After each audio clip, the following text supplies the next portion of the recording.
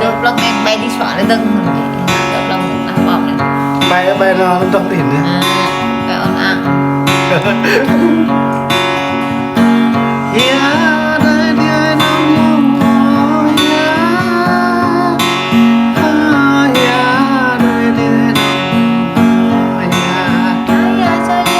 em đi gật mai ông đã có bố thằng gì và mang lấy bố thằng đi ta đi chắc để dòng mình tùy mình để nhớ em ya đời đời non nhung hỏi ya đời đời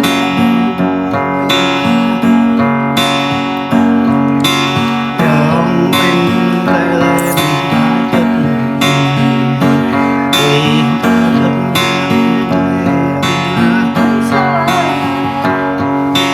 ở sang ta rất rõ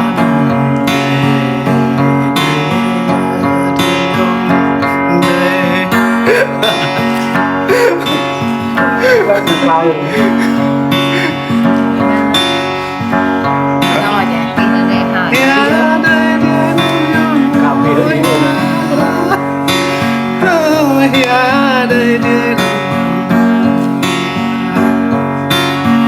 không vẫn nhớ ở đây đó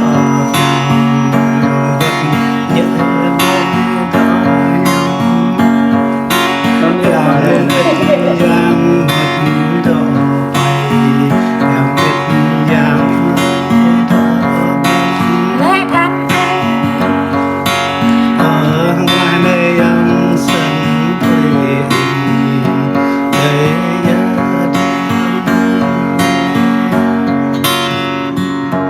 Thôi, đi ngồi đi lấy, chấm nhé. Lấy. Tự mình thò đấy.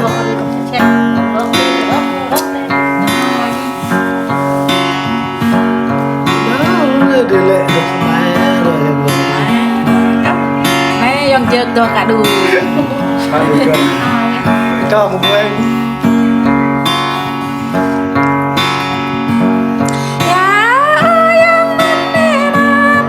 bữa ngày của bạn ăn luôn anh ngã to Đi ra không tháo đấy. lấy tôi cái này